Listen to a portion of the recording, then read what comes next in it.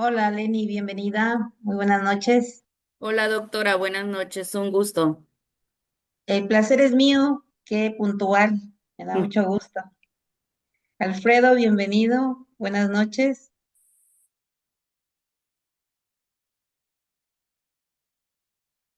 Bueno, vamos a esperar que Alfredo conecte su micrófono, que tenga buen audio. Si eres tan amable, Lenny, de comentarme si tienes buena imagen, buen audio. Sí, maestra, todo bien. Ok. Si Escucho y por veo alguna perfecto. situación, Todo bien, gracias. todo bien. Gracias, Alfredo, bienvenido.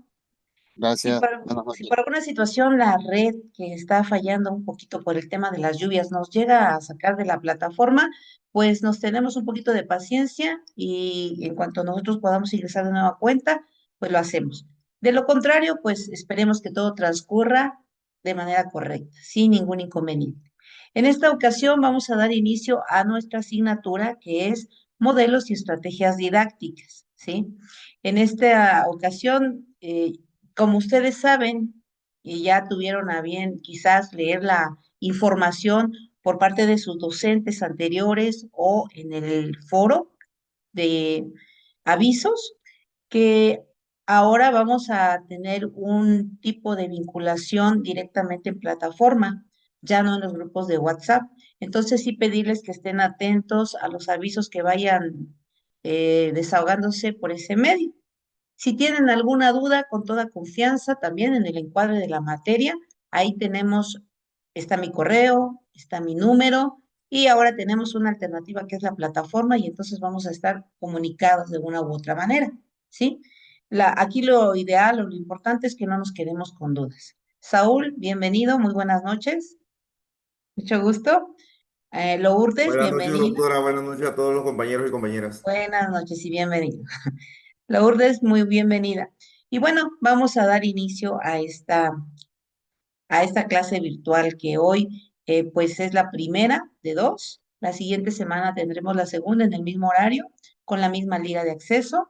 Y vamos, les voy a compartir pantalla para que vayamos revisando y vayamos de una vez desahogando dudas, si es que las hay. Comentarles que regularmente mis clases suelen ser los días un día previo al inicio de la materia con la intención de que podamos nosotros tener el tiempo, el mayor tiempo posible para el desarrollo de nuestras actividades y así no tener una semana perdida, ¿no? Al contrario, aprovechar al máximo el tiempo. Y sobre todo, que vayamos teniendo acceso para aquellos que no pueden entrar a la clase virtual. En cuanto ya me la envíen, con mucho gusto se las comparto. Veo que ya tengo muchas visitas dentro de la tarea uno, la tarea 2, muchas visitas, hay mucho compromiso, la verdad, en este grupo. Es un grupo numeroso, son 60. Hay compromiso en el sentido de que ya les surge, ¿no? Casi, casi concluir.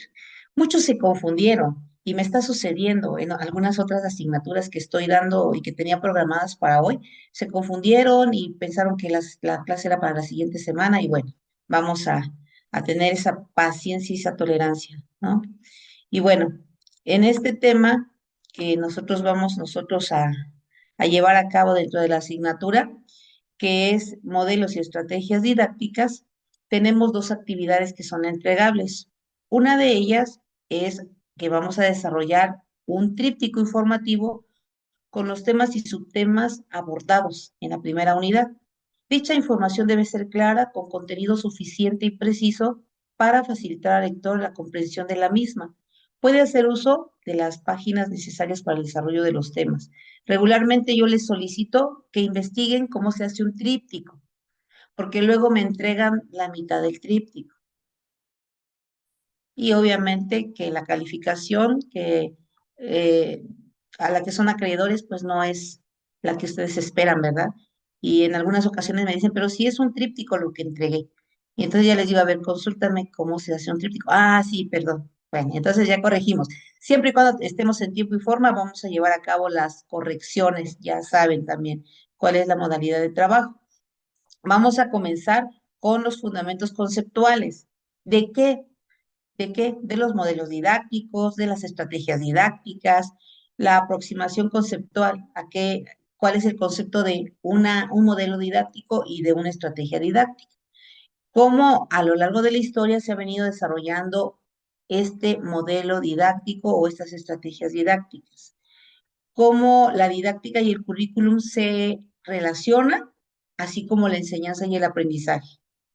¿Cuál es el fundamento, las fases, los componentes formales y características de un currículo? Las fuentes o fundamentos y los componentes del currículo. Los procesos de enseñanza, aprendizaje y sus componentes. ¿Cuál es la función del profesor, el alumno y la comunicación didáctica? La promoción del proceso de aprendizaje del alumno, cómo se lleva a cabo, cómo se desarrolla. ¿Cuál es la interacción que existe dentro del aula? ¿Sí? Cuando hablamos de interacción, pues sabemos que estamos tomando como referencia a los pares entre alumnos, alumno maestro, alumno directivo incluso, cómo se relacionan, cómo se desempeñan, cómo se desarrollan, cómo manifiestan su participación. Esto sería en la primera actividad. La segunda actividad, la primera actividad es un tríptico. Podemos consultar fuentes alternativas bibliográficas que sean pues de utilidad y de relevancia. Dentro de la segunda actividad, vamos a elaborar un cuestionario en Google Forms con preguntas y respuestas, una pregunta con su respuesta de opción múltiple. Vamos a integrar mínimo 40 preguntas. ¿En relación a qué? A los temas de la unidad 2. Los componentes didácticos del proceso de enseñanza-aprendizaje, el diagnóstico y análisis de necesidades, conceptos básicos y tipos de necesidades educativas, fuentes técnicas para un análisis de las necesidades educativas, la priorización de las necesidades en la toma de decisiones, las intenciones educativas, cuáles son los objetivos, la conceptualización, funciones y tipología, la formulación de objetivos educativos y la taxonomía, las intenciones educativas, los contenidos. Ahora también, retomando la parte de arriba, los contenidos, cuáles son los tipos y criterios de selección, presentación y organización, el currículo explícito y el currículum oculto, las estrategias metodológicas, conceptos básicos y fundamentación. ¿De qué? De las estrategias didácticas, de los modelos didácticos.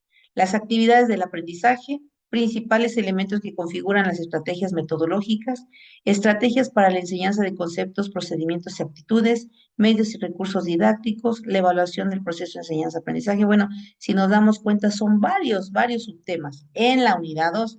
En la unidad 3 ya son menos, pero a manera de que nosotros podamos identificar aspectos clave, se solicita que diseñen un cuestionario como estrategia didáctica en la cual nosotros rescatemos algunos puntos importantes de cada uno de los subtemas. Son 40 cuestionamientos que nosotros vamos a integrar, como mínimo. Obviamente que si desean integrar más, pues adelante. Tienen una bibliografía sugerida, de igual manera, ustedes pueden consultar fuentes alternativas de apoyo. En la rúbrica de evaluación van a encontrar que son dos actividades que vamos a tomar en cuenta siempre y cuando estén bien diseñadas, tienen la calificación máxima. Y ahora tenemos un foro de avisos y dudas, que es justamente el primero que vamos a encontrar. Este foro no forma parte de una calificación como tal, de avisos y dudas, más bien es para que de manera personal cada uno de ustedes pueda exponer alguna duda que tenga. Aquí veo que Juan Eric ya me participó y creo que no lo veo en clase. Es raro porque regularmente él siempre está presente, pero pues igual se me confundieron, ¿no? Y pensaron, pues es la siguiente semana, ¿no? Y ahí los voy a ver la siguiente semana aquí. Ojalá Dios quiera que así sea. Y bueno, aquí dentro del foro, yo voy a ir leyendo y yo voy a ir tomando en cuenta las participaciones a partir del foro de bienvenida. En este foro me dejan sus dudas si es que las hay, pero si se les hace más fácil a ustedes mandarme un mensajito, adelante, ¿sí? Ya no vamos a tener el grupo de WhatsApp como tal por las limitaciones que la misma universidad ya nos dio a conocer. Sin embargo, de manera personal, si hay alguna duda, con confianza. Aquí tenemos nuestro foro de bienvenida y encuadre en el cual vamos a compartir la expectativa de la materia, incluyendo una breve presentación personal y laboral. Y veo que algunos me integraron esta participación en el foro de avisos. Entonces, nada más tienen que copiar, pegar y listo, ¿no? Ya la participación está realizada. Y bueno, aquí es en donde sí ya comienzo a tomar en cuenta sus participaciones. Veo que ya también hay bastantes compañeritos que eh, participaron. ¿Qué vamos a hacer? Pues compartir y comentar. Ah, no, aquí no vamos a comentar. Nos vamos al número 2, la utilidad de los temas que se abordarán en su desarrollo personal y o profesional. Para eso tenemos que revisar la unidad 1, la unidad 2 y la unidad 3. ¿Cuáles son los temas? De lo contrario, la participación pues no tiene mucho sentido porque no sé de qué va a tratar la materia. En el segundo foro, que también es tomado en cuenta, que es el foro de cierre, nos vamos a participar regularmente. Aquí yo les pido que participen ya al cierre, ¿no? Cuando ya entregaron sus actividades, cuando ya tienen desahogados sus puntos que integraron en la materia, porque ya está mucho más enriquecido. Y entonces en esta área nosotros vamos a integrar un breve comentario donde mencionemos la importancia del estudio de la materia para mejorar nuestra práctica docente de acuerdo a los componentes didácticos del proceso enseñanza-aprendizaje. Esas serían las actividades que nosotros vamos a entregar en la asignatura. Si son tan amables de comentarme si hay alguna duda hasta el momento. Yo sé que en el transcurso del desarrollo de las actividades pueden surgir y serán bienvenidas y recibidas sus dudas, pero hasta este momento, algo que tengan en consideración, que quieran comentar, alguna duda, ¿no? Bueno, todo está muy claro. Es un grupo muy aplicado. No hay ninguna duda. Ok, bueno, pues entonces vamos a entrar en materia, ¿sí? Regularmente, cuando nosotros hablamos de modelos didácticos, maestros, ¿qué se nos viene? Lo primero que se nos viene a la mente. ¿Cuáles son los modelos didácticos que ustedes me podrían compartir, que existen, que han aplicado o que conocen, que han revisado, que han estudiado a lo largo de su trayectoria académica? Los agarré un poco fríos, es viernes. Y el cuerpo lo sabe, no quiere todavía. Ya no quiere, más bien dicho. Ya no quiere. ¿Qué modelo didáctico me podrían compartir?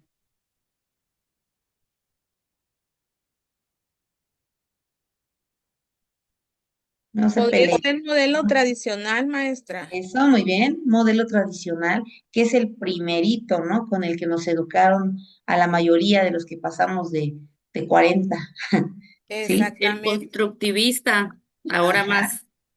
Constructivista, es muy bien, es correcto. Vamos a ver, Tere, me decías modelo tradicional. Cuando hablamos del modelo tradicional, ¿a qué exponentes o qué autores podemos nombrar? ¿A quiénes podemos traer al presente? Mm, A ver, modelo tradicional. ahí sí me agarró en curva, maestra, no. Ok, no pasa nada, ahorita lo resolvemos. Ajá. Alguien que recuerde el modelo tradicional con el que crecimos muchos y que fuimos instruidos, la fila de los adelantados, la fila de los burros, la fila de los regulares, ¿no? Las orejas de burro, incluso los castigos excesivos, los golpes, pero aprendimos, ¿no? Y no estoy justificándolo, simplemente que es una realidad, se aprendió. Cuando hablamos del modelo tradicional, podemos recordar a Skinner, a Pavlov, ¿sí? Skinner tiene un experimento con Acondicionamiento. condicionamiento operante. Tiene un experimento con un muñeco que le llama el muñeco bobo, en donde un niño está sentadito y observa cómo un adulto está tratando con cariño al muñeco y entonces él imita. Pero también hacen otro experimento en donde el adulto golpea al muñeco, le grita y el niño también tiene una reacción ante eso, ¿no?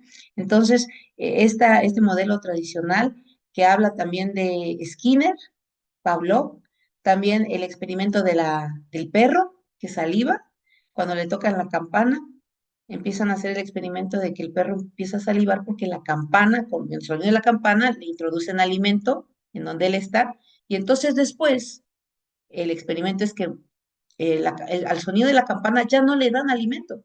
Sin embargo, el perro saliva, saliva, saliva. Hay un efecto entre el estímulo y la respuesta.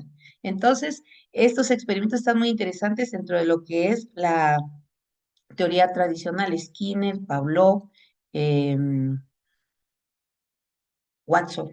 Tenemos a Watson también, dentro de lo que es el modelo tradicional. Posteriormente al modelo tradicional, también podemos mencionar algunos otros, como bien decía Lenny, ya un tanto más actualizados, pero posterior al tradicional tenemos el modelo conductista, ¿sí? Si le suena por ahí, el modelo conductista. Y el modelo conductista, a diferencia del tradicional, que el tradicional, pues básicamente se basó en la memorización y muy centrado en la disciplina, puesto que quizás, ¿verdad? Eh, Era la demanda social en ese entonces. El maestro era el único conocedor, el poseedor de conocimiento y el alumno era una tabula rasa, no tenía nada que aportar. Y entonces el maestro se dedicaba a hablar, mientras el alumno totalmente receptivo, ¿sí? Dentro de lo que es la escuela tradicional, podemos encontrar a Comenio también, que es el padre de la didáctica magna, regularmente a él. Y aquí vamos a hacer una corrección. La corrección es la siguiente. Cuando hablamos de la escuela tradicional, regularmente estamos enfocados a los tiempos pasados, ¿no? A los años pasados. Y es cuando surge la didáctica magna, como tal, como una ciencia ya, la didáctica. Esto se lo debemos a Juan Amos Comenio, ¿sí? Entonces ahí la corrección es Skinner, Pavlov y Watson son ya de un modelo conductista. Sí, ahí me confundí. Y es justo cuando yo les ponía de ejemplo del muñeco bobo. El alumno es conducido a repetir, a imitar, ¿sí? Entonces, la escuela tradicional, Juan Amos Comenio, la escuela conductista, tenemos a Watson, Skinner y Pavlov, ¿sí? Que son regularmente los tres que se mencionan. Posteriormente a ese modelo conductista que busca que mediante premios y castigos el alumno cambie su conducta, que haya un cambio de conducta. En ese modelo se decía, cuando tu alumno, tu estudiante, demuestra un avance en el aprendizaje, tiene que evidenciarlo con su cambio de conducta, es decir, que mejora su conducta. Y también tenemos lo que bien decía Lenny, posterior a ese, el modelo constructivista. ¿A qué se refiere el modelo constructivista, Lenny?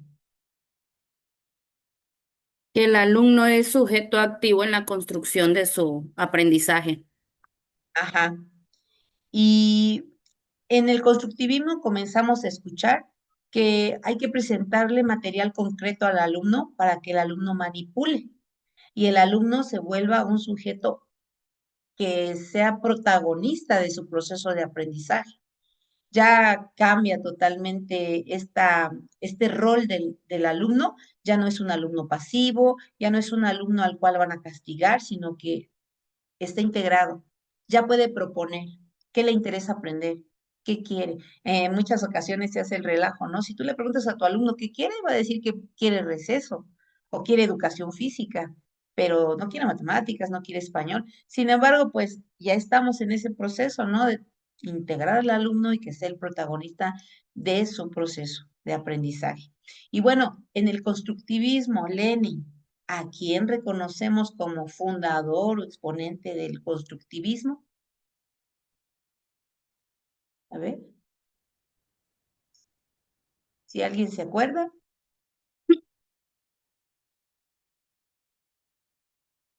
Ese está bien fácil, ¿eh? Porque ya es de más o menos de cuando nosotros comenzamos a laborar. ¿Sería Jean Piaget?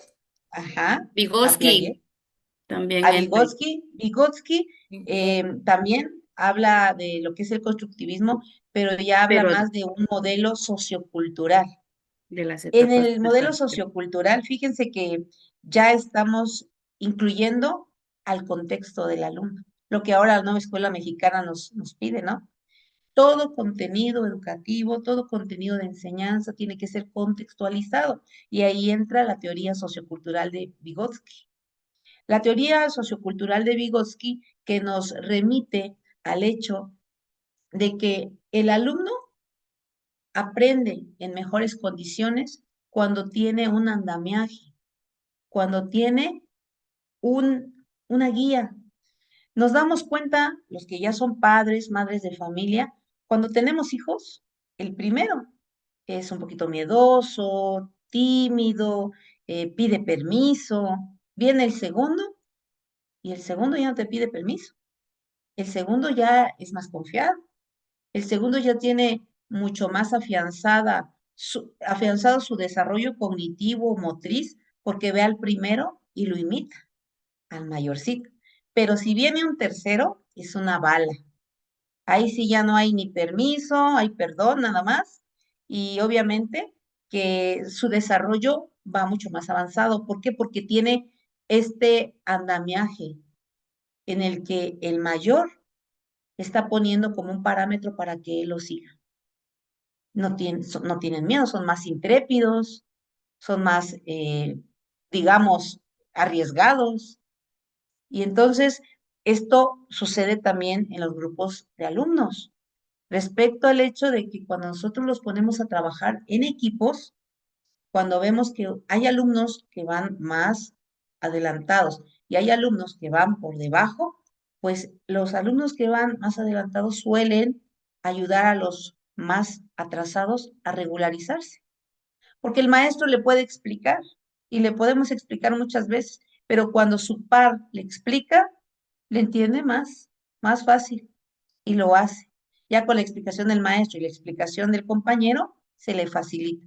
Entonces es ahí en donde Vygotsky nos habla del andamiaje de la educación, ¿sí? Hay otro término y otro concepto dentro de la teoría sociocultural. ¿Alguien se acuerda? ¿Alguien se acuerda por ahí? ¿Qué nos menciona Vygotsky?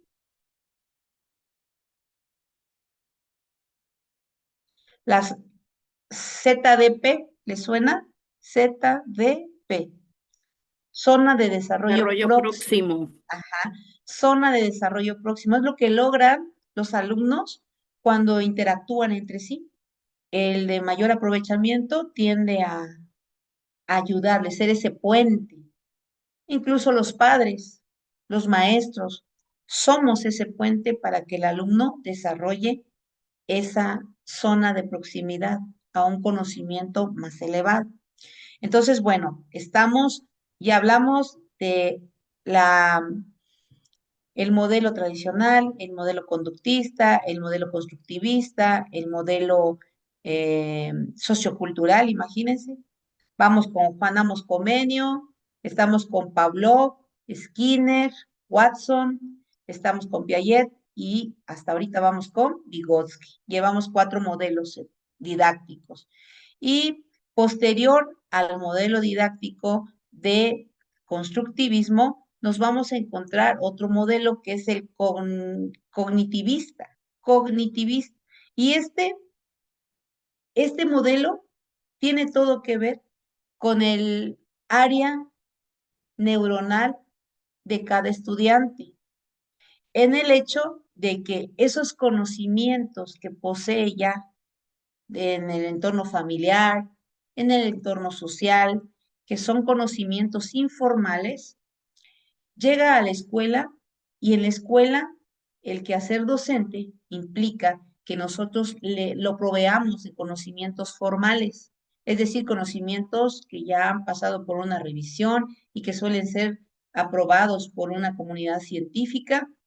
Y esos conocimientos informales, con estos conocimientos formales que la escuela le proporciona, enriquecen ese conocimiento que el alumno ya tiene. Y se busca con esto también que el conocimiento o el aprendizaje que el alumno se le proporcione sea significativo. Y para que sea significativo tenemos que contextualizarlo, ¿sí? Aquí en el modelo cognitivista se habla ya del aprendizaje significativo. ¿Y a quién se le reconoce como exponente del aprendizaje significativo?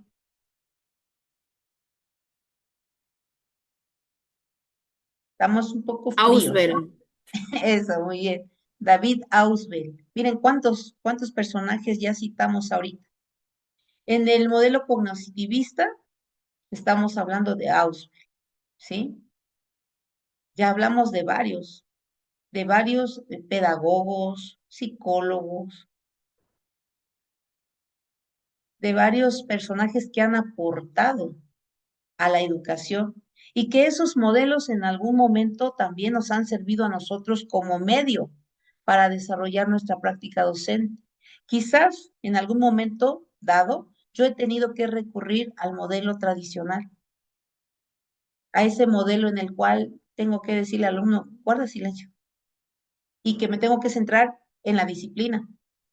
La disciplina es un tema que en la actualidad sigue siendo verdaderamente necesario, que ya no tenemos la misma posibilidad de incidencia, ya no lo tenemos, porque ahora los padres ya nos han quitado autoridad y la misma autoridad eh, nos la ha quitado, ¿sí?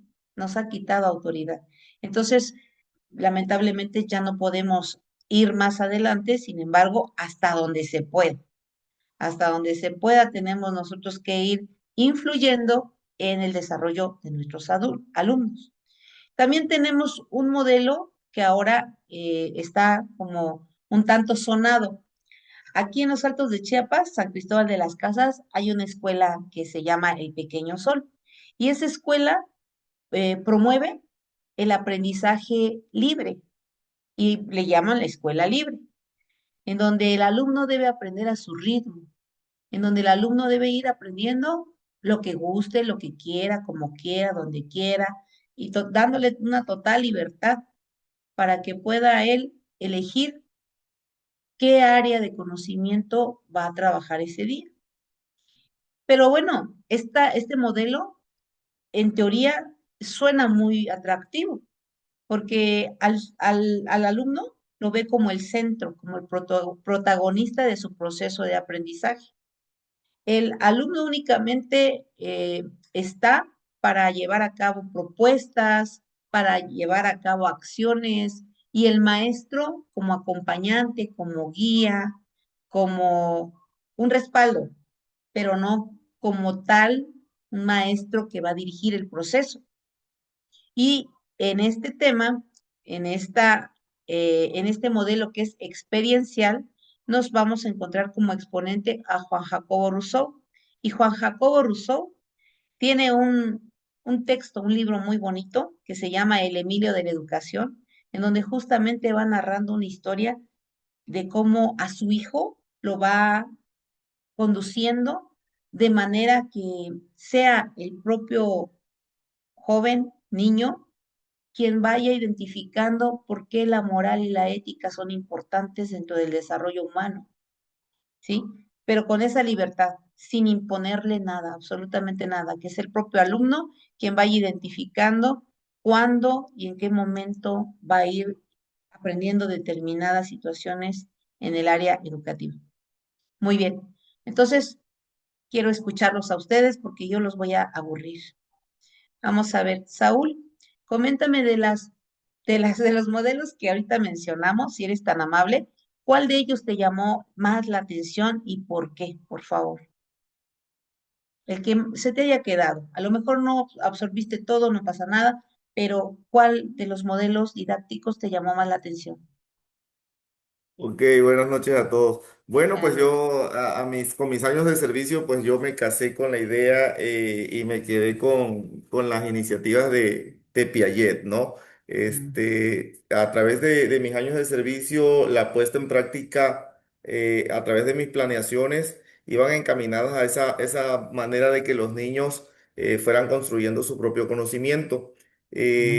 Igual combiné mucho de la, del método tradicional porque pues quizás todavía los tiempos los permitían. Teníamos acceso a tener un poco más de rigor con ellos, pero sí me considero que fui un maestro muy exigente en esa parte fui muy casado con la disciplina, tenía la idea de que el niño tenía que estar quieto para que aprendiera. Entonces, ese fue uno mm, quizás de uno de los errores de los cuales fui aprendiendo con el paso de los años y entendí a través de las diferentes lecturas, ¿verdad? Que en las diferentes oportunidades que nos dan los centros de maestros para ir llevando cursos, pues me dio la oportunidad de conocer que el aula, aunque esté en movimiento, y se vea como un desorden, pues realmente no lo hay, ¿no? Sino que el niño aprende a través de tener también compañeros monitores, donde ellos se entienden mejor, como bien usted apuntaba, y toda esa combinación de todas estas pedagogías, pues afortunadamente a mis 26 años de servicio puedo decir que entrelazarlas todas y combinarlas me dieron buenos resultados al final de cuentas, ¿verdad? Por ahí a veces medimos los logros académicos a través de los diferentes reconocimientos que nos dan, pero pues la satisfacción más grande es cuando vemos que los niños logran salir adelante. Cuando le damos seguimiento a estos niños, no nada más que terminen su nivel, en este caso soy maestro de primaria, actualmente soy directivo de primaria, pero no nos quedamos solamente con lo que aprenden aprendí esa parte, ¿no? Que no nada más hay que ver el egreso, sino darle un seguimiento para ver hasta dónde llegan nuestros alumnos de los cuales han pasado por nuestras filas. Y afortunadamente a través de estos 26 años de servicio, el haber combinado todas estas teorías, y vuelvo a repetir, yo me casé con la idea de Piaget, aunque fui también un poco muy tradicional, ujú. pues seguir, darle seguimiento a estos niños me permitieron ver de que, pues sí, la mayoría de mis alumnos o de los que han desfilado por mi escuela han logrado títulos, son profesionistas o son gente de bien dentro de la sociedad. Es en Ah, cuanto. felicidades. Me gustaría decir lo mismo. Me gustaría decir lo mismo. Aquí en la localidad donde yo laboro, pues son indígenas chamulas y lamentablemente terminan la secundaria y ahí acabó toda la historia. Pero son muy poquitos los que pasan a Covach y de ahí ya murió el asunto. Claro que tengo alumnos muy rescatables, pero me encantaría que muchos siguieran estudiando, posibilidades económicas tienen, pero pues alguien tiene encendidos dos dispositivos y me está generando un eco por ahí. Adelante, Juan. Bueno, Bienvenido. Muy buenas noches. gracias, gracias. Bueno, yo creo que todo eso que estamos hablando es lo que ya se conoce, ya muchos lo vieron cuando se formaron como docentes y pues muy poco ha cambiado en cuanto a las teorías que se piensan aplicar, pero hoy en día no sé cómo esté en su estado, no sé si ahí manejan los famosos protocolos. Al Sí, menos aquí en el estado de Tabasco, se manejan los protocolos que benefician al estudiante.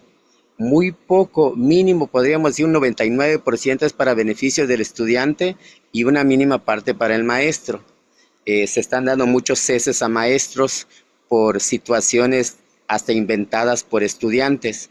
Como el protocolo los protege y el fin del protocolo es proteger al estudiante, se han dado casos de alumnos que le han dado con martillo al maestro, un alumno ha apuñalado al maestro con los compañeros ahí mismo, y no se le puede expulsar por el artículo 3º que tiene derecho a la educación, y si mencionamos los derechos internacionales ni se diga. Entonces ya esto se está saliendo mucho de control.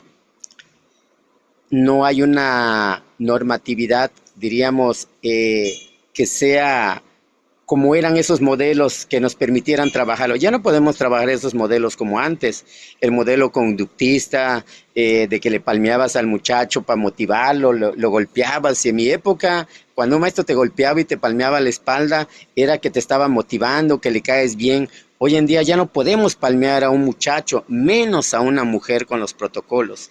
Hay algunas cosas que han cambiado de esos métodos que tuvieron buena función, diríamos los tradicionales. Escucha hablar un maestro que su método funciona así. No, no todos los métodos funcionan con todos, y más que nada hoy en día con la situación al menos que se vive en el estado de Tabasco, yo en específico del nivel medio superior, donde los alumnos no quieren hacer nada. Si se quiere pasar durmiendo en el salón, así se va a pasar. Creo que el método que mencionó, el método libre, es el que tenemos que adaptar aquí a través del currículum para que así el alumno aprenda a su ritmo. Yo tenía una mentalidad de que hay que enseñarle al alumno, no sé si lo escuché de usted o por ahí, donde no podemos enseñarle todo al alumno, sino hasta donde tenga su nivel de alcance, de conocimiento. Entonces, por eso tenemos que ir cambiando métodos, estrategias. No todos los grupos van a funcionar igual, no todos los alumnos son iguales. Como crear un método personal, también autómata, nosotros mismos como maestros. Antes que éramos facilitadores, asesores, acompañantes, etcétera. Pues somos investigadores hoy en día también de todo lo que tenemos que hacer. Yo hoy más que nada me voy a la tarea de cómo protegerme. Yo primero me encomiendo a Dios porque no sabemos, alumnos graban al maestro. Por una sola palabra que digas, tenemos el caso de un maestro porque le dijo una alumna pobre ignorante, por ejemplo. Ese maestro está en el jurídico, en el caso de Villahermosa, por esa palabra que le dijo a la alumna. Y la alumna se estaba saliendo de clase porque tenía prisa de irse y la hora no había acabado. Entonces el maestro le dijo que pues váyate, ¿no? Vete, ¿no? Y entonces la alumna se fue, y cuando el maestro le dijo a los compañeros de ella, pobre niña ignorante, o sea, dándole a entender de que no valora su clase, que no quiere aprender, en ese sentido lo dijo el maestro. Pues por eso el maestro está pasando un proceso difícil, que ya hoy en día con un buen argumento de parte del alumno lo pueden cesar a uno por decir estas cosas. Al menos en el estado de Tabasco está muy delicada la situación, y ya las escuelas que están así ya son vigiladas, son marcadas, todo lo que digas, te pueden grabar. Bueno, todas las estrategias, todo lo que hay, pues yo ahorita me doy a la tarea de que tengo que estar buscando diferentes técnicas y estrategias para ser más dinámico en la escuela, cambiar mi vocabulario, cambiar mi forma de evaluación, cómo mantenerlos entretenidos, porque el alumno no quiere trabajar, no quiere hacer tareas, se la quiere pasar sentado, sabe que si lo repruebas, lo tienen que pasar. Un maestro no pasó al alumno, todos los demás lo pasaron, lo mandaron a hablar al jurídico, ¿por qué no lo pasó? Maestro, significa que te faltan estrategias, te tienes que actualizar. El maestro tiene nivel de maestría, el maestro tiene 3 carreras, el maestro no pasó a este muchacho porque no trabaja, no hace nada, el examen le vuelve a poner el mismo en los extraordinarios y el chamaco no lo pasa. Entonces el maestro dice, pues no tiene las habilidades, no tiene lo que yo necesito para que el niño pues tenga mínimo un 6, no me entrega nada. Le digo, tráemelo, y no lo trae. Y le digo, es el mismo examen que te voy a poner, estudia, y no lo hace. Entonces el maestro fue mandado a llamar y le dijeron que sus estrategias no sirven, que no funcionan, tiene que buscar nuevas estrategias o seguir estudiando, tomar cursos, llenar formularios, hacer bitácoras, que tráeme esto, tráeme lo otro, porque quizás algo que no estás haciendo es ahí donde estás fallando. Los otros maestros lo pasaron porque no querían problemas. Entonces, ¿qué dice el maestro? Hoy en día hay que pasarlo aunque no haga nada. Yo no quiero volver a estar allá, mejor lo paso, ya ni es mi hijo ni nada. Ya se ha perdido o se está perdiendo de parte de algunos compañeros la idea de antes del maestro modelo. Ya ahorita ya no, ya ahorita puedes tener maestría y doctorado y perder diríamos, tu plaza. O sea, ya eso no lo ven. O sea, no ven nada de eso que te estás preparando para darle mejor atención al chico, para darle cuestiones actuales, de cuestiones innovadoras. No, ahí el chamaco no trabajó, no te hizo la tarea, es tu culpa. Entonces ya el muchacho nunca va a tener la culpa, siempre vamos a ser nosotros. No hay apoyo de todos los padres de familia, gracias a Dios todavía hay algunos que sí apoyan al maestro. Hablamos del binomio, enseñanza, aprendizaje, currículum, con la didáctica, con todo eso, las cuestiones filosóficas, los contenidos, la evaluación, todo eso que tiene que ver. Y los padres de familia, los alumnos y toda la escuela tienen mucho que ver. Y con uno de ellos que no apoye, ya estamos listos. Y en el caso de los padres de familia, son los que al menos en mi escuela no están apoyando. Solapan al hijo, que en su casa no es así, que en la escuela le están inventando, y apoyan al hijo y no saben el daño que le causan al maestro, que va a perder su plaza, su familia, sus deudas, todo lo que él tiene, eso no lo ven. Entonces ya como ese maestro me cae mal, ya no. Hay un buzón de sugerencias ahorita que se pone según los protocolos. El muchacho puede decir, ese maestro es flojo, no explica, dice groserías, se le queda viendo, no sé, a las muchachas por ahí, aunque sea falso. Entonces ya es sujeto de investigación, porque todo lo que diga el muchacho es así. Hay una parte que se menciona con todo lo que mencionó de los modelos tradicionales, conductistas, hasta llegar al humanista y a los últimos dos que mencionó. Se maneja mucho la parte emocional. Esa parte que ya no es tan solo transmitir el conocimiento como en la antigüedad, no es tan solo que el alumno cree su propio conocimiento, sino también hay que darle esa parte emocional, porque esos alumnos que están agrediendo a maestros es por un mal manejo emocional. No se está trabajando esa parte quizás en casa, no sé, algo por ahí está pasando que ponen en riesgo la vida de uno como docente, porque no te puedes defender ni golpear al muchacho en tu defensa porque van contra ti, porque abusaste de fuerza, etcétera, etcétera.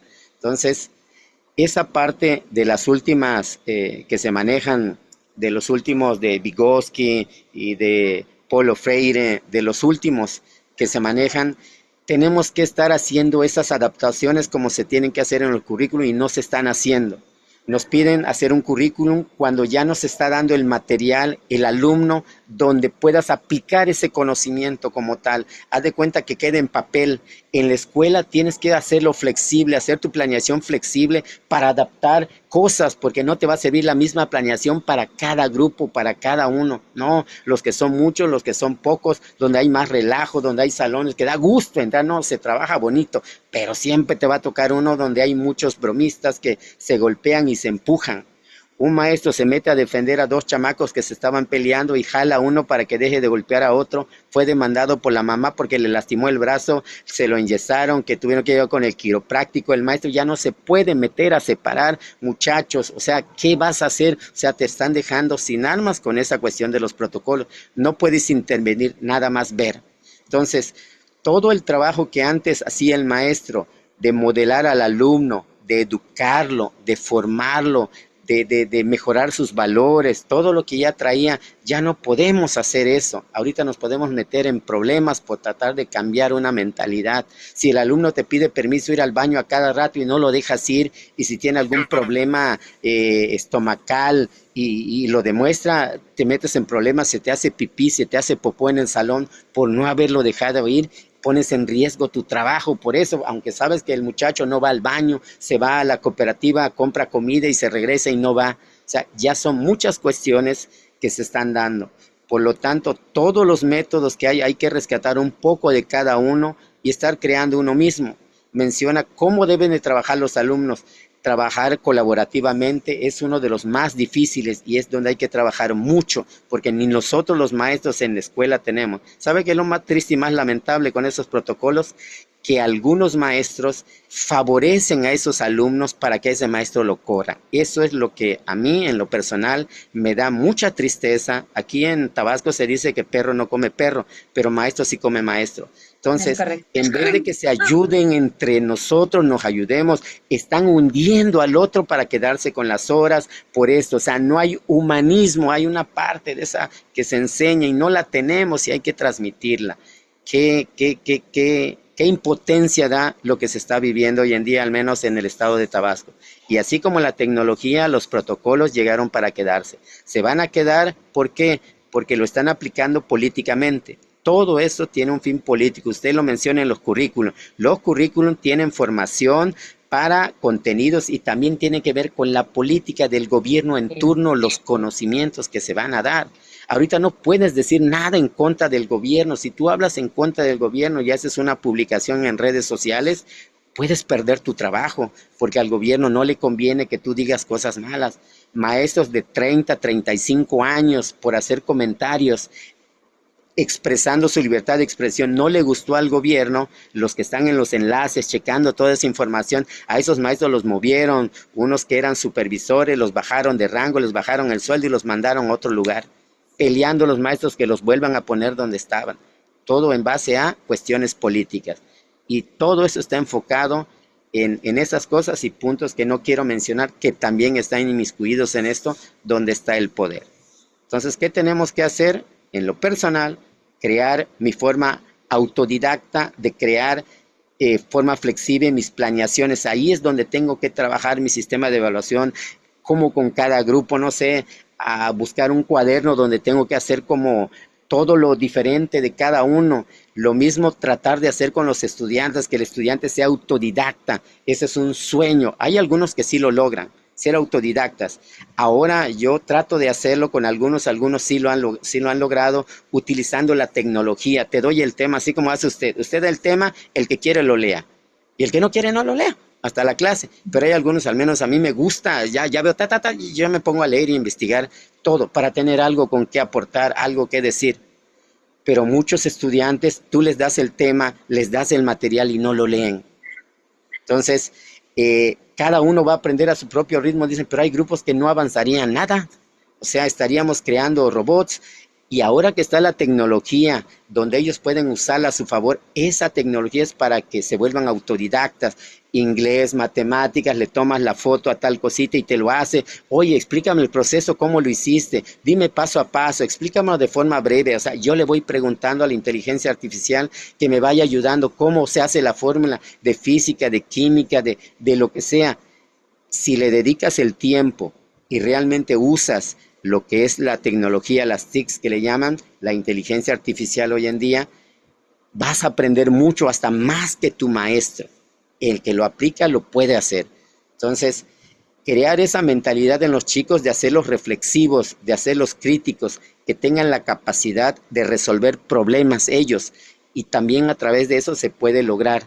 Y nosotros como maestros cada vez ser más competentes para generar alumnos más competentes también, salvar los que se puedan, como bien decía el maestro, al menos en mi grupo hay 1, 2, pues qué bueno, pues son ellos los que, nuestro granito de arena, porque créanme que ahorita la verdad, lograrlo con todo el grupo, el que dice que tiene 80%, 90% está mintiendo. Son muy pocos donde puedes lograr el objetivo trazado, dirías la meta señalada, pero sí se puede alcanzar. Pero hay que trabajar mucho, más doblegar trabajo ahorita en cuanto a tener una buena planificación, más que nada ahí, planificar bien, hablar con otros maestros, trabajar de forma transversal, hacer proyectos, juntar, quizás a él no le guste tu materia, pero le guste la informática, lo pones a crear, a diseñar, buscar de esa manera de que el chico aprenda, quizás no de química y física, pero de la computadora sabe. Entonces, buscar eso, seguir buscando. Y así morir, seguir buscando porque no nos va a quedar de otra. Bueno, maestra, sería mi aportación del día. Gracias, Juan. Justo le decía a tus compañeros que ya te extrañaba, no te había visto y dije, ¿por qué no está aquí? ¿Por qué no está Juan Erika aquí si siempre es puntual? Pues sí, nos aterrizas a la realidad. La parte teórica es la que estamos nosotros ahorita analizando y obviamente que cada quien habla como le va en la feria. Nuestros contextos son distintos. Saúl hablaba de una situación bastante buena, pues así lo está viviendo él en su centro educativo. Sin embargo, cuando tú hablas de tu experiencia, verdaderamente me recuerdas muchas cosas. Yo veo pocas noticias, pero lamentablemente las noticias siempre están hablando de Tabasco. Y justo hablan de esos casos que Juan comentó. Y de verdad que cuando yo leo esos casos, me acongoja porque yo digo, ¿en qué situación se encuentran ustedes de vulnerabilidad, de desprotección? En realidad, es cierto, a veces entre colegas conversamos y decimos, vendría bien la escuela tradicional ahora, centrada en la disciplina, y totalmente cállate porque aquí el que habla soy yo.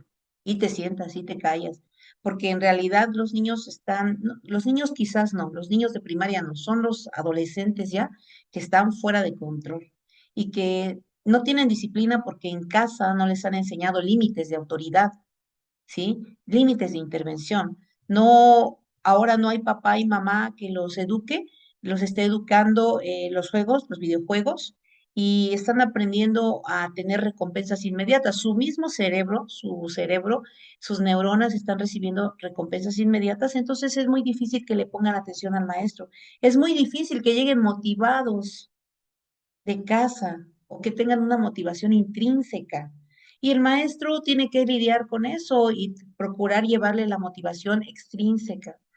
Y es muy lamentable este caso que menciona Juan en el sentido de que entre compañeros nos hacemos pedazos. Es una realidad que tendríamos que tener mucha unión dentro de los centros educativos, el director, proteger a sus maestros, algo que no le guste, hablar con él, algo que tenga que modificar, pues hablárselo y decírselo claro, ¿verdad? Porque cuando ya nosotros hablamos de instancias, de autoridades, ya de un ministerio público, por ejemplo, o de derechos humanos, y, o sea, eso ya te enferma. Juan hablaba, hay una cuestión emocional, hay una cuestión emocional. ¿A quién le compete la cuestión emocional? ¿Al maestro? No, al padre y a la madre de familia, cosa que no están haciendo los padres por el mismo sistema y la estructura económica, social y política, en el sentido de decir, bueno, papá trabaja, mamá trabaja, el niño se queda solo con la abuelita está enferma, en lugar de cuidar la abuelita, el nieto tiene que cuidar la abuelita. Bueno, son muchas cosas que socialmente estamos viviendo y que con eso estamos lidiando en la actualidad. Y miren que estamos analizando los modelos, algunos modelos son pues tradicionalistas como el tradicional, el conductista, pero algunos otros son contemporáneos, ya son de esta época, ya son en el análisis de cómo aprende el ser humano, cómo aprende el alumno, qué lo motiva, qué es lo que le permite tener esta disposición hacia el aprendizaje. Pero tenemos una gran barrera. Tenemos verdaderamente limitantes muy tremendas, son gigantes. Todo esto, los protocolos que menciona Juan, ¿a qué atienden? A, al- a los derechos de niños, jóvenes y adolescentes. La ley suprema, que es la que está por encima del derecho del maestro, primero el niño y después, al último, el maestro. Y entonces sí, hay que tener mucho cuidado en el tema del contacto con ellos, ¿verdad? Hay lugares en donde se permite y podemos, en el caso mío, pues todavía puedo imponer mi autoridad y necesito imponer mi autoridad, porque de lo contrario, los jovencitos te rebasan y hacen lo que quieren, entran como quieran, nos saludan, y no, pues desde el primer día, buenos días, y todas las mañanas, buenos días, y todos quiero escucharlos. Y lo hacen, sí, es muy conductista quizás, o muy tradicionalista, ambas. Sin embargo, funciona, el ciclo escolar que yo los tengo funciona, o los obligo a que lleven su desayuno todos los días. Tengo reunión con los padres y los comprometo a que diario le van a mandar su desayuno a su hijo y ahí los tengo sentaditos a todos desayunando.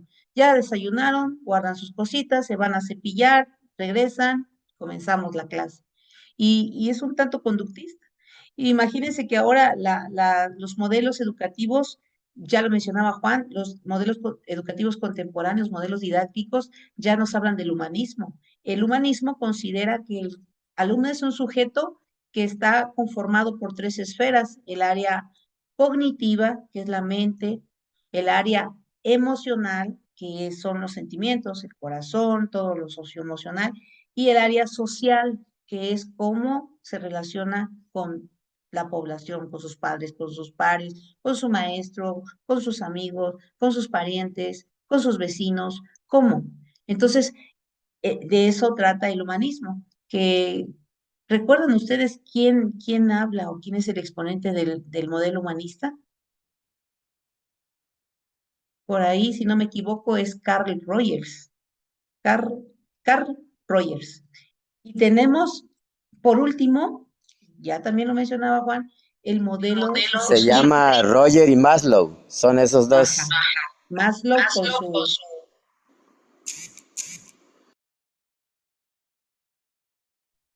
No sé qué pasa de pronto con mi micrófono que me está reproduciendo la voz, pero bueno. Maslow nos habla de la pirámide de las necesidades básicas. Cuando un alumno tiene satisfechas las necesidades básicas, que es el alimento, que es la salud, que es la seguridad en su hogar, pues está dispuesto para continuar con lo que sigue, ¿sí? Y ahí nos vamos en una pirámide hasta llegar a la cúspide, que es eh, cuando nosotros nos sentimos autorrealizados. Por ejemplo, en el caso de cada uno de nosotros, estamos estudiando un posgrado y cuando lo concluyamos vamos a decir, wow, lo logré. Ahora soy doctor en educación y ahora tengo más posibilidades para proporcionarle a mi grupo y que tenga un mejor desarrollo. Entonces, cuando haya alguien pasando hambre, no se va a preocupar por aprender. Primero quiere satisfacer su necesidad básica de alimento. A eso se refiere Maslow. Cuando hablamos de la sociocrítica, modelo sociocrítico, imagínense que la nueva escuela mexicana nos habla del humanismo y del sociocrítico y también del sociocultural, pero nos dice que el alumno debe aprender a ser crítico, crítico en el sentido de investigar, no únicamente escuchar una opinión y escuchar otra, no. ¿Ok? Y escuché estas dos opiniones, ahora yo investigo por mi parte, yo tomo mi propio criterio, yo amplío mi zona de información, no me quedo con lo que escucho. Ahorita, si ustedes se dan cuenta, en las noticias tenemos una plaga infestada en contra del gobierno, otra plaga infestada a favor del gobierno. Y bueno, si nada más nos quedamos con lo que vemos en Televisa, en Taravisa, como dicen por ahí, pues no vamos a salir de ese encierro mediático que escuchamos en la noche, en la mañana, los que ven noticias. Pero si nosotros nos vamos a profundidad, a escuchar, por ejemplo, personas que tienen ya estudios, que tienen bases sólidas para hablar acerca del tema, bueno, pues escucho por este lado, escucho por aquel lado y veo los puntos de coincidencia, veo los puntos de desacuerdo y eso me permite a mí tomar un criterio propio por qué sí o por qué no. Entonces, en la actualidad, en realidad, llevar a cabo todos estos modelos educativos con las estrategias didácticas que nos propone ahora la nueva escuela mexicana, como metodologías que son los proyectos ahora basados en problemas, proyectos basados en indagación, ¿sí? Los proyectos de aula, los proyectos académicos, los proyectos comunitarios, todo ese tipo de proyectos, pues es una forma, una metodología que nosotros podemos emplear. Pero imagínense que si yo estoy viendo que hay un problema de indisciplina, pues quizás, ¿verdad? A medida de mis posibilidades y contando con el apoyo de los padres de familia, puedo llevar a cabo un proyecto, pero aquí el punto es el siguiente. Mientras no haya conciencia por parte de los padres de familia que hay un error en la crianza de sus hijos, puesto que los están dejando demasiado a la deriva, demasiado libres. Decía Juan, quizás la escuela libre es la que nos conviene y yo opino y pienso la verdad que no. ¿Y saben por qué no? Porque no estamos preparados. La sociedad ha ido evolucionando, pero si tú al niño le dices, a ver, jovencito, ¿qué vamos a aprender hoy? A ver, tenemos estos temas, ¿cuál quieres aprender? Regularmente te dicen, queremos jugar, maestra, vamos a jugar. Bueno, vamos a jugar, vamos a hacer una dinámica. No, pero queremos jugar basquetbol, queremos jugar, podemos comer sabrita, o sea, desde temprana hora, ¿no? Y entonces, lamentablemente, no tenemos una formalidad en la formación, válgase la redundancia, de nuestros estudiantes. Cuando son pequeñitos, me encantan los niños chiquitos porque a ellos los podemos realmente encaminar. Y siempre el maestro es una figura que determina la conducta, que incide, no total, porque lo principal y lo primero son los padres de familia. Ellos sí que determinan. Pero dentro del aula, el maestro es el ejemplo. Desde que entra, desde que ya le vimos la cara que trae, si viene enojado, si viene triste, si viene con miedo, si viene temeroso, si viene feliz, sí viene con gusto, pero en un ambiente en donde ya hay problemas legales, difícilmente vamos a llegar contentos. ¿Cómo puedo yo sonreír si sé que estoy pues sujeto a grabaciones? Y sí, hay que tener mucho cuidado, hay que refrenar nuestra lengua ahora, refrenar nuestra lengua, porque entre compañeros te pueden grabar y lo pueden subir y lo pueden compartir. Y al rato ya estás en todas las redes sociales y tú ni en cuenta. Y al rato pues te investigan y obviamente que llevas todo un proceso judicial o legal. Y hay que tener mucho cuidado, siempre. Pensemos que trabajamos para vivir, ¿no? Trabajamos para vivir. De lo contrario, no podríamos mantener una buena estabilidad económica, pero no vivimos para trabajar. Esa no es la misión, esa no es la misión. Y se vale el que me diga, no, pues es que yo nací y vivo para trabajar, mi vida es el trabajo, ok. A lo mejor no tenemos algo o alguien más en quien invertir y está bien, pero quien tiene esposa, quien tiene hijos, quien tiene una vida familiar, lo primero es su integridad física, su seguridad, su estabilidad emocional. Ahora bien, también el Estado nos hace responsables de la seguridad emocional o estabilidad emocional de los niños. ¿Cómo yo puedo aportarle si yo, maestro, no me siento en un ambiente y en un entorno seguro? Necesito estar bien yo, contento, llegar feliz, llegar verdaderamente dispuesto para transmitirles esa alegría, esa seguridad. Pero si yo estoy temeroso de que algún padre de familia, de que algún compañero vaya a hacer algo en mi contra, híjole, es un entorno verdaderamente que los niños absorben y se dan cuenta. Y sobre todo los jóvenes, los adolescentes. ¿Por qué no le hablas al maestro de español? ¿Estás enojado con él? ¿Por qué le gritaste al director? ¿Por qué el director no te habla? Y ese tipo de cosas, ¿no? Lo absorben y se dan cuenta. Y entonces, de alguna forma, somos el ejemplo a seguir.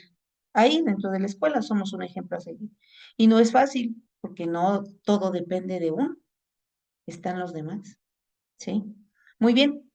Entonces, para irle dando seguimiento al contenido de la materia, comentarles que tenemos la fecha de conclusión de la materia, que es el día viernes 26, con la finalidad de que ustedes cumplan. Yo les sugiero que suban sus trabajos con anticipación. En cuanto ustedes vayan subiendo, voy revisando, voy dejando notas. Si hay algo que corregir, les doy de nueva cuenta acceso. No me lo vayan a subir en el mismo link porque yo reviso una vez el link y ya no lo vuelvo a revisar. Me solicitan, les doy acceso, lo vuelven a subir, reviso y si ya está bien, les dejo su nota, con la finalidad de que su calificación sea la óptima, la que ustedes esperan. Siempre y cuando estemos en tiempo y forma, hay manera de todo. Pero después del 26 ya no hay recepción de trabajos ni correcciones. Así como la suban, así califico. ¿De acuerdo? Y no se olviden que los foros son importantes también mediante su participación. Forman parte de la rúbrica de evaluación. ¿Alguna duda, maestros? De mi parte sería todo. La segunda clase, nos vemos la siguiente semana en el mismo horario con la misma liga. Si ya avanzaron la siguiente semana, pues ya tendrán algunas dudas y también ya tendrán más tema de conversación para que nosotros podamos también socializarlo en este espacio. ¿De acuerdo? Ok, maestra. Pues bueno, les deseo un excelente fin de semana, maestros, maestras, y espero verlos en la próxima. Que estén muy bien, cuídense mucho, Dios me los bendiga. Gracias. Gracias, Muchas gracias. igualmente. Hasta luego. Buenas noches a todos. Un abrazo. Hasta luego, gracias.